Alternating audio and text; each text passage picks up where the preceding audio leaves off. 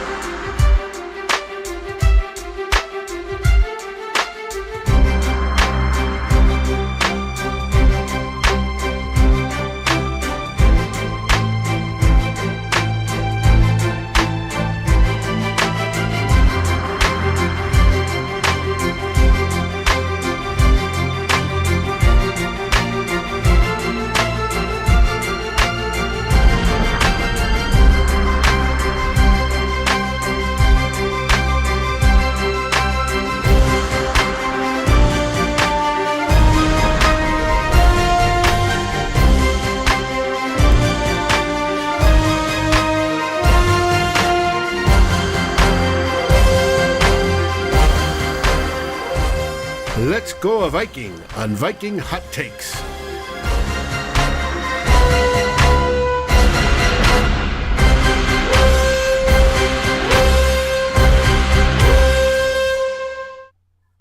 Flip has made it. I know it's hard to see, but he is here. And bada boom! Look at that. How y'all doing?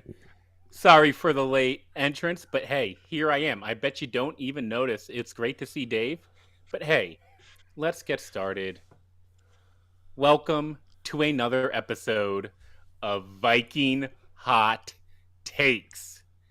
It's week 17. It's the final show of 2021, and we're here to talk about the Minnesota Vikings at the Green Bay Packers on Sunday night. Our Vikings haven't won 3 games in a row this year, but they haven't lost 3 in a row either. So why does this all feel like such a roller coaster ride? They're going to Lambeau. We better buckle up. And let's go. Eric, how you doing, man? Good, and we better bundle up too, because some of us that might be going to Lambeau Field this weekend, I think the kickoff right now is 5 degrees, so it's going to be a very, very chilly classic January night in Green Bay. I'm excited and scared for a variety of reasons on both ends, but it's the last road game of the season. The season finale is at the friendly confines of U.S. Bank. And kind of on Sunday night, it's going to depend, how they do on Sunday night is going to factor in on whether that Sunday, the Week 18 game is means anything, because there's a very good chance if they lose it, it's not going to. Well, I mean, you're used to the weather, Eric, and you're used to the Vikings in just playing in big games in 2021. So what could go wrong? Right. Okay, let's get started. Dave, put it on the clock. 5 seconds. We're going to ask the first of 6 questions. Eric, what is the biggest Vikings regret of 2021? Like everything involving 2021, there are a lot of regrets, I think, across the board. But if we're just sticking with the Vikings and their biggest regret, there's a lot to choose from. I think, putting it in general, I think it's just believing that they were only a piece or two away from being a serious contender. Because looking back in hindsight, and I kind of bought into it too. I thought they'd be like, okay, just get in the playoffs. I thought they'd be around that 10-7, 9-8 kind of record, and because it was a tough schedule, especially on the road. And I think what we learned from this 2021 season is that the 2019 season was kind of the anomaly with this core group of players in this front office of whether it was capable of. That was kind of the ceiling, the 2019. Mhm. The even and odd year Yeah. Zimmer stuff. I think that's kind of finally going by the wayside this year. They've made it every odd year. They don't make it every even year, and it's looking pretty bad that I think that's going by the wayside. And I think for that reasons that Zimmer's Vikings career is probably also going by the wayside in a couple weeks here too. I think it's kind of the old definition of insanity thing. The Vikings kind of kept on doing the same thing and thought they could get different results out of it. Again, I'm well aware it could get worse under a new regime, if there is a new regime coming in, and it probably, it's more likely that it will get worse at first. But I just think that the keeping the status quo, I think that was probably their biggest mistake, is just saying, oh hey, we're one or two free agent signings away here in the secondary. And again, if it wasn't for bad luck, I don't know if Zimmer would have any luck at all, because there's a lot of what ifs and a lot of injuries and a lot of things that didn't break their way. But again, I think Mhm. this is just kind of a culmination of I not all 8 years were created equal by any means, but 3 of the last 4.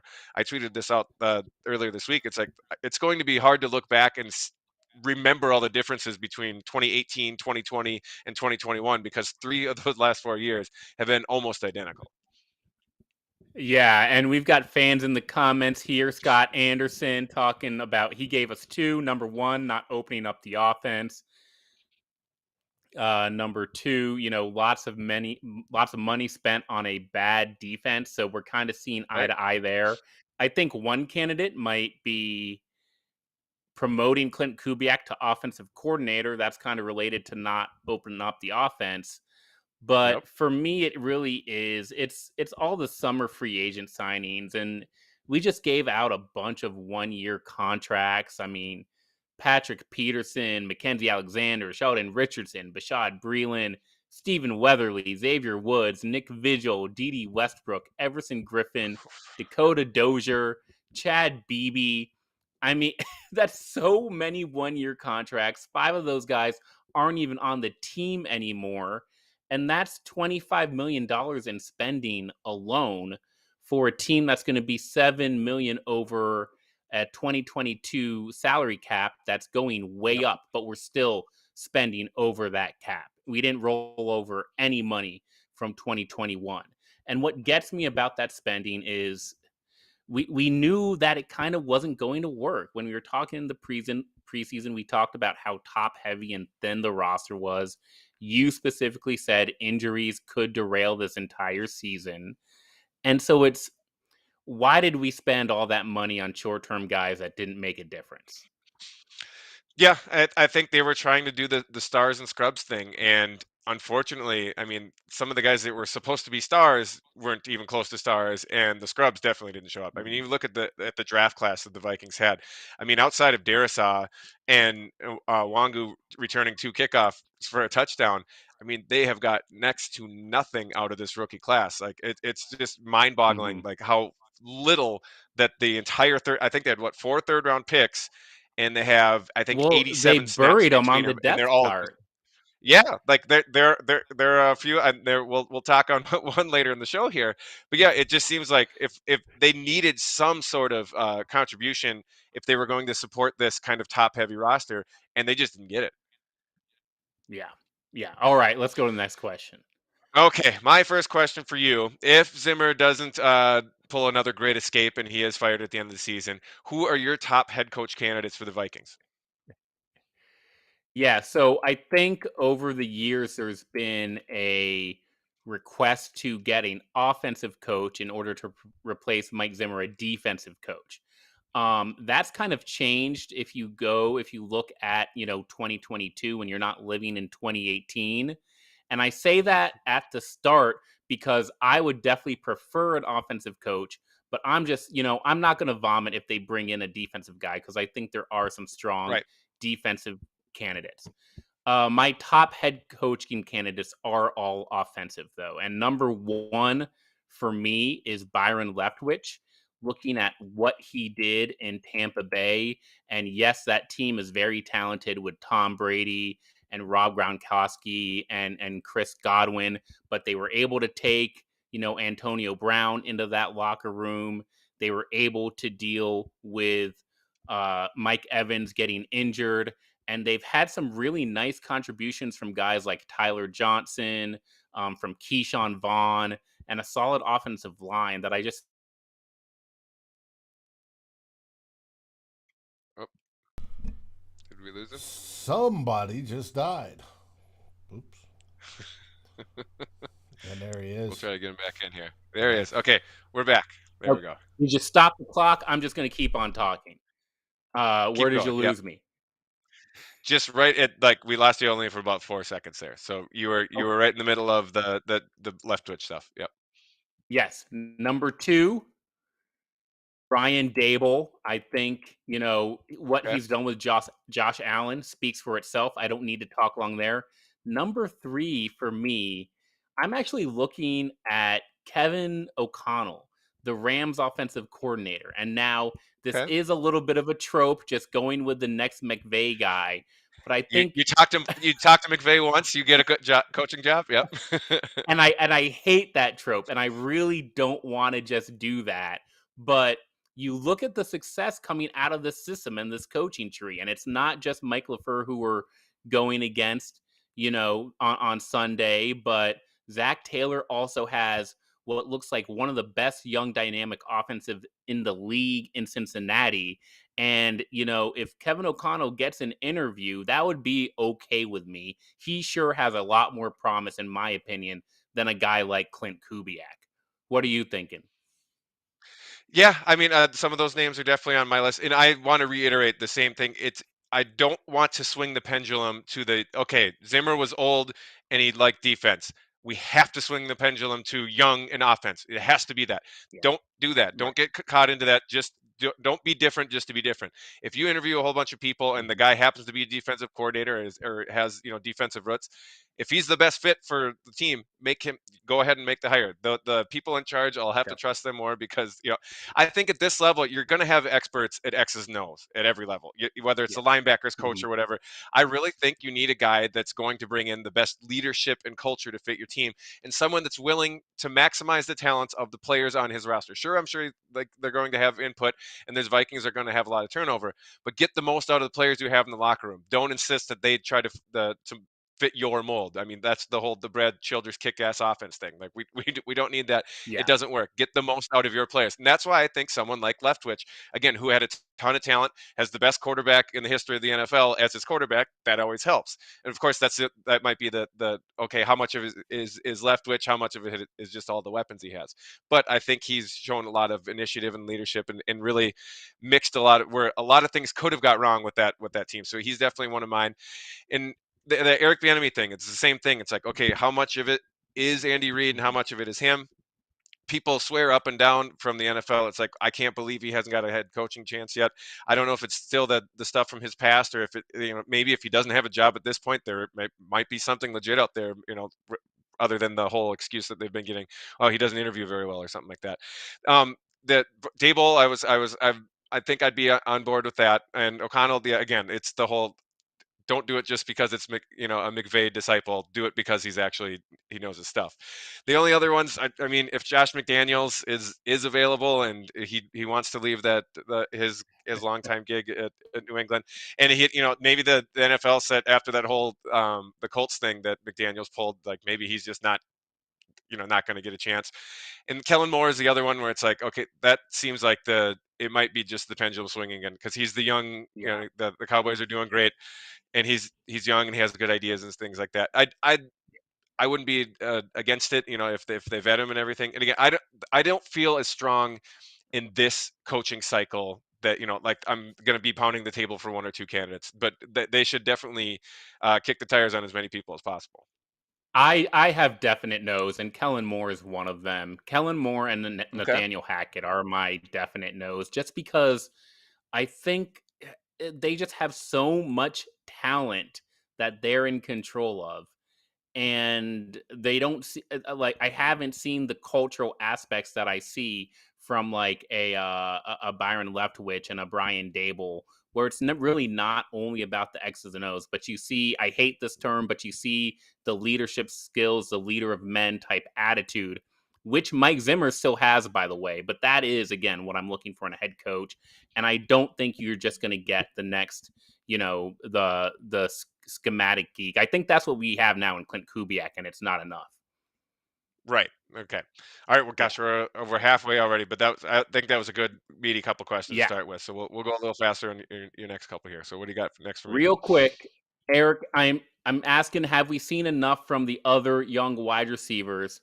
And I think this question is really looking into 2022. Are you running it back with Jefferson, Thielen, Osborne, and Smith-Marset, or do you think that room needs some more talent? I don't feel bad if those are the top 4 wide receivers, but I would definitely try to flip over the other half of that wide receiver group, because again, like, I think KJ Osborne has proven himself. I think he's a definitive yes for that third wide receiver position. Assuming Thielen's thing is only a month setback, it doesn't seem like it's too major outside of the surgery he had to have. And I don't think he's going to get a ton better in the coming years, because he is on the other side of 30, but I think he's still got plenty left in the tank. And Jefferson, the sky's still the limit for him. So those top 3, I think, are still fine if you bring them back next year.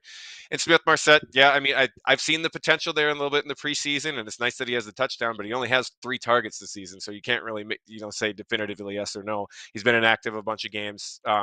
And Chisholm is a great special teamer, but I think he's a lot more, Chris Walsh than Adam Thielen. I think he's going to stay in the special teams and just be really good at that, rather than being like Thielen and kind of developing out of that. So anything after that, I mean, BB, BC, Blakey, Blake Pearl. I don't think any of those guys. I'm definitely. I don't know. I just said they all started with B. I had to end the other one with E, or with an E sound. But yeah, it's. I'm after the top 3, and if Smith-Marset continues to develop, I'm fine with turning the rest over and taking a middle round draft pick or signing some undrafted free agents or something like that. All right, next question. Okay, this one's just for you, Flip. I mean, okay, we're down Mason Cole.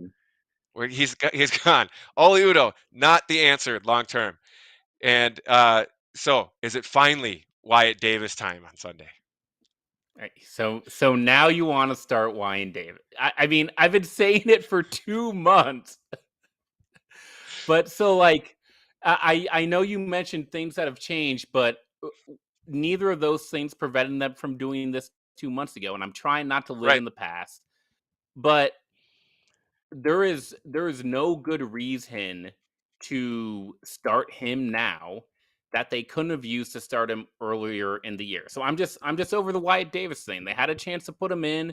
Now they're in a weird, desperate win now mode where you're putting in a rookie who has struggled in practice in high pressure situations.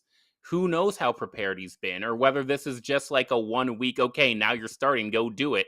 It feels like they're setting him up to fail. I don't want to see him. Just keep on rolling with Blake Brandel and save him for next year at some point. We missed our opportunity. Yeah, I think the ship Yeah, that's the thing. It's how much of it is Davis. Was he that bad of a draft pick, or did he show that little in practice where it's like now the Vikings? I mean, it's him and Kellen Moore. They're like, I mean, they signed Kyle Sloter this week. I could not believe like that guy burned every bridge possible on the way out. His first stint in Minnesota. It's like, well, we got the third round rookie here, or now we'll sign Slaughter. He knows a little bit about the offense, just in case, because we don't want to start. I really think it's that way with Davis. And again, I'm not there in the locker room. I don't know. I haven't heard anything like what the team's opinion is on Davis, but it doesn't seem like they're going to play him anytime soon. And I think it'll be next season by the time you see him on the field. Because yeah, It, it, I don't prefer Dozier over Davis, but I guess that's not my choice, and it doesn't look like the Vikings are gonna be willing. And again, that would not be an ideal way to start your NFL career. Is like, oh hey, starting 5-degree weather against Kenny Clark. Go have fun. ridiculous. And it feels like across the roster, especially right now, late in the year, it feels like they are not about development. They literally are not looking at their backups until there is a COVID breakout and they're like, oh wait, I do we need Wyatt Davis? And he gets 15 plays in practice on Tuesday, and if he's good, then he's starting on Sunday. Or Kellen Mond, Right. he gets 10 snaps with the first team offense before they start to call up. They call in Kyle Sloter. Like, what is going on with the development here? It does Right. not. It's not Well, built for the and long term. and we had Doug in the comments saying, well, why not start Davis? It couldn't be any worse. Never ever say that with the Vikings offensive It line, couldn't be any because how worse. many times They could have started him 2 months it ago, can always and be we'd be worse. in the This is the exact Minnesota same Vikings. spot, but we'd have Oh, Wyatt Davis on well, yes, track developing in his sure. first year on his If rookie contract. They if made it it was two worse. months ago, yes. But I'm just saying, if they're trying to start Davis on Sunday, which they aren't going to do, I'd be shocked if they did. It could get worse. It could get worse than Udo. It could get worse than Dozier. We could be at Drew Samia levels. Who knows? But yes, never say it couldn't get worse, especially with this team. Okay, we got just Drew a few minutes Samia left. was We got great. one I question would to use. love Drew Samia. We're going over because it's the last Oh show of the no, year. We're going over. I love Drew of the Samia. Drew calendar year. Samia Of the went calendar in. year. Drew The Samia went ghost of Drew in. Samia. He sucked. We all saw that he sucked. They knew he sucked, and we knew that Drew Samia had a long way to go. They had a bunch of teach tape on him. It was great. Why not do that with Wyatt Davis? Let's go to the next question. How would you feel after that rant? How would you feel if the Vikings won out? I'd be thrilled.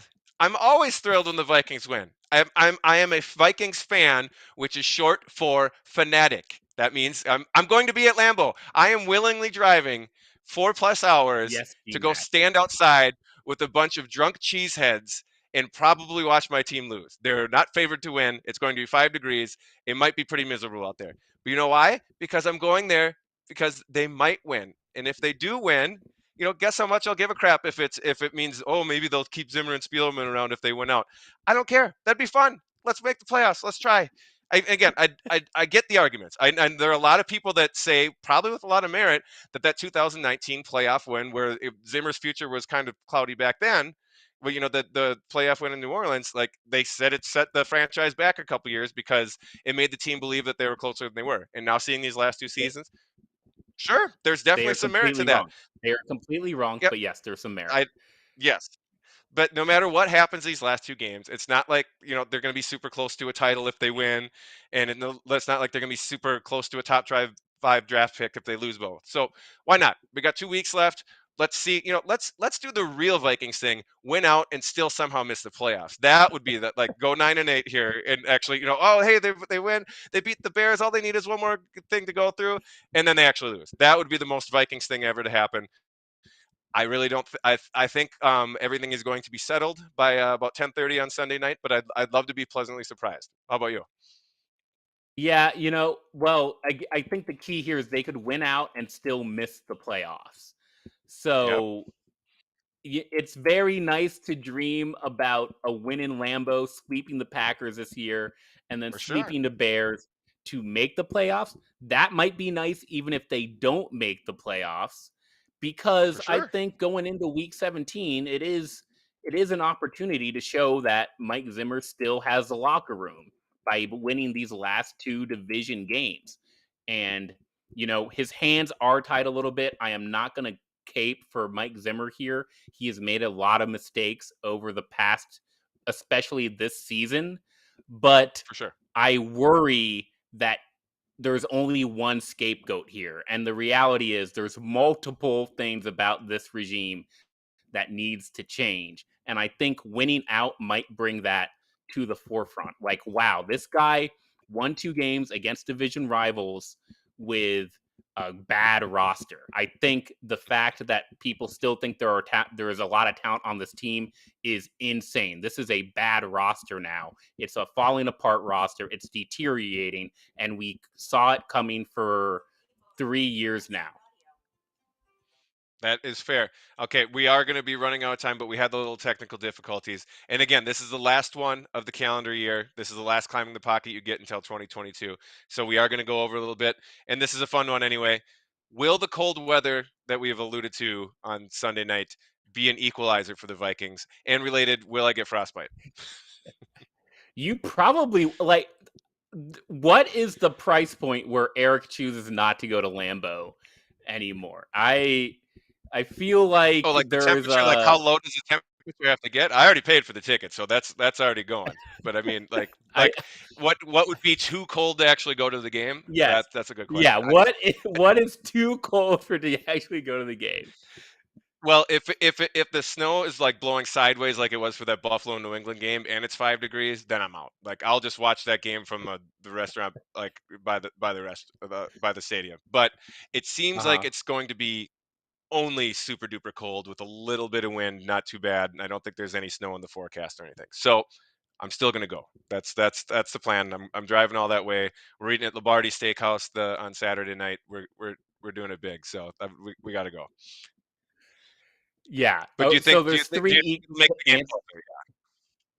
I do not think the cold weather will be an equalizer when you're playing the Green Bay Packers in Lambeau, the Vikings versus Packers border battle. There's always 3 equalizers. Number 1 is just the Vikings being the Vikings. That game is probably going to be close. Number 2 is Mike Zimmer. The second even if we go up by 10 points, he's going to try to keep that game close.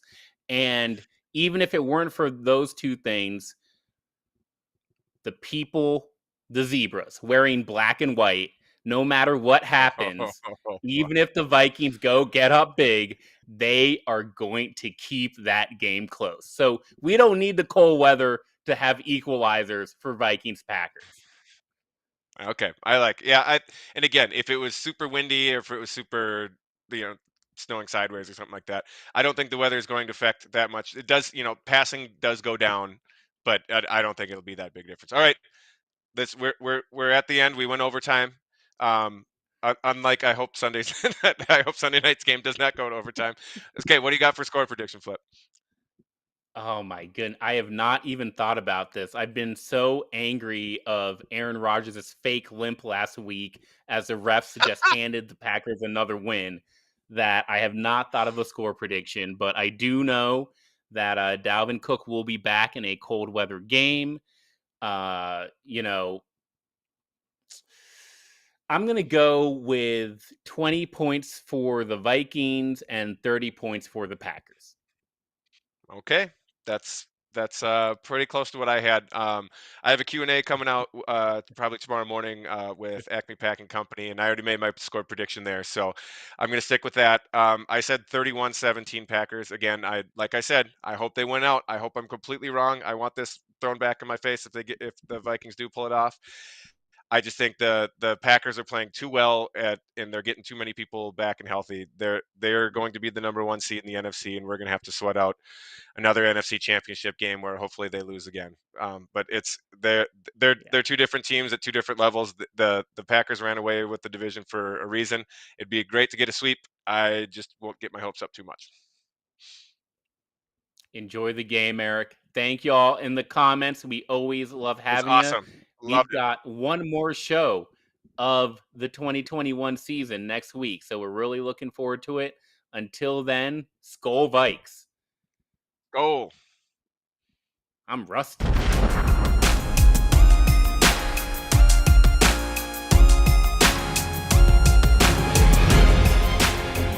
Thank you for watching or listening. As always, if you like, subscribe, and ring the bell for notifications. And if you're listening to the podcast, please rate us on your favorite aggregator. Skol, everyone.